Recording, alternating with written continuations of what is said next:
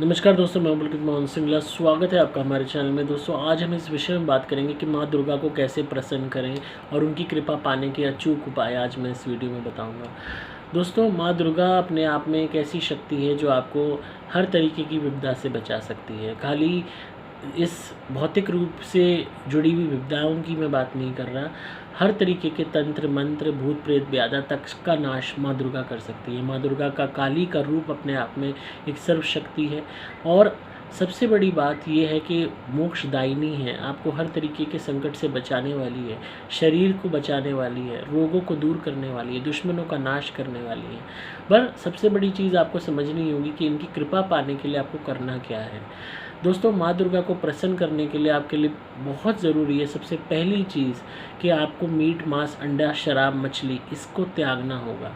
चाहे आप कुछ भी कर लें, अगर आप मीट मांस अंडा शराब मछली का सेवन कर रहे हैं और उसके बावजूद आप माँ दुर्गा की उपासना करते हैं तो आपको माँ दुर्गा की वो कृपा नहीं मिलेगी, क्योंकि वो अपने बच्चों से बहुत प्यार करती है, जिसमें हर तरीके के जीव जंतु जानवर भी आते हैं।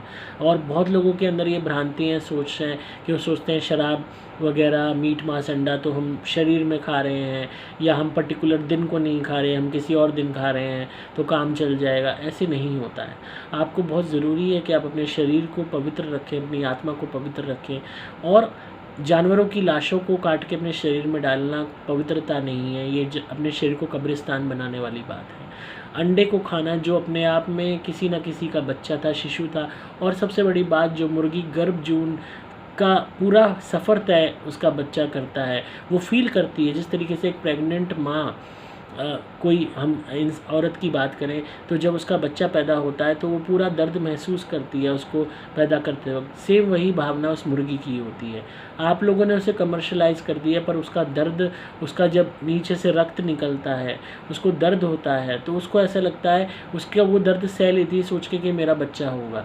पर वो बच्चा अंडा तुरंत हटा लिया जाता है और उसके ऊपर ये एक बहुत बड़ा यूँ कह लीजिए तमाचा है। वो ये उसी तरीके से है जैसे किसी माँ ने अपना बच्चा पैदा किया और उस बच्चे को उठा लिया गया और उसके बाद फिर अगले साल उसको बच्चे के लिए तैयार किया गया, फिर उसने बच्चा पैदा किया, फिर उठा लिया गया।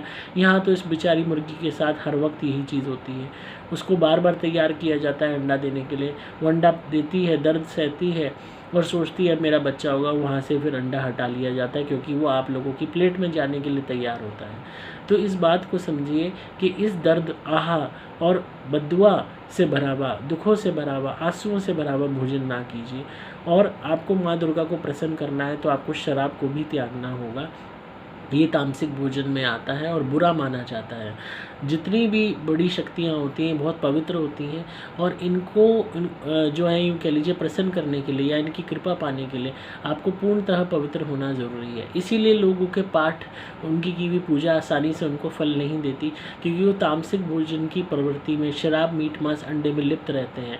सोचते हैं हमने एक दिन खा लिया क्या फ़र्क पड़ता है, हमने हफ्ते में खा लिया क्या फ़र्क पड़ता है, 15 दिन में खा लिया क्या फ़र्क पड़ता है, घर के बाहर जाके खा लिया क्या फ़र्क पड़ता है, हमने दिन बना रखे हैं जी, हम मंगल को नहीं खाते जी, हम शनि को नहीं खाते जी, हम बाकी दिन खाते हैं जी।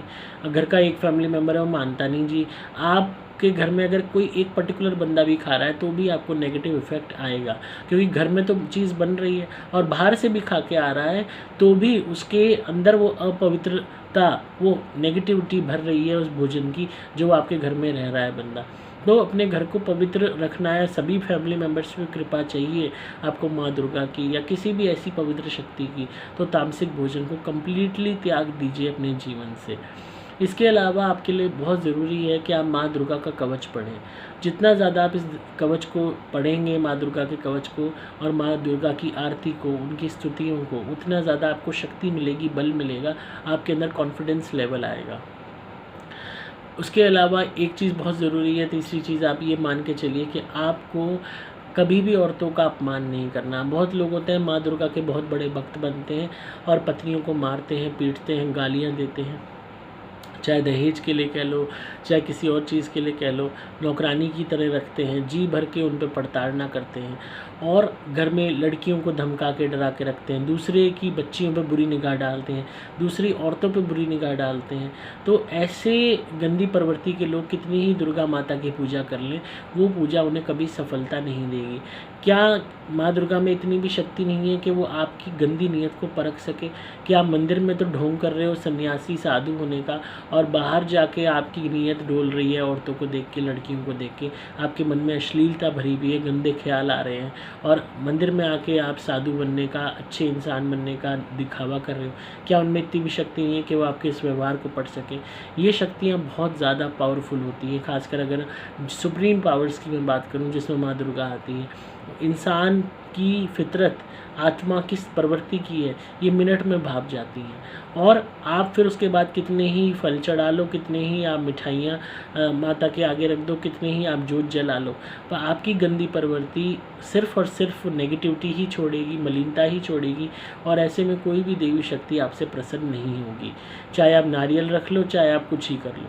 तो ये बहुत ज़रूरी है कि मन को पवित्र बनाओ, मन को अच्छा बनाओ, बुरे कर्मों से दूर रहो, हर तरीके से है औरतों का सम्मान करो, उनके खिलाफ़ कोई कार्य मत करो, उनका बुरा मत करो, उनके ऊपर हाथ मत उठाओ, उनके साथ गाली गलौच मत करो।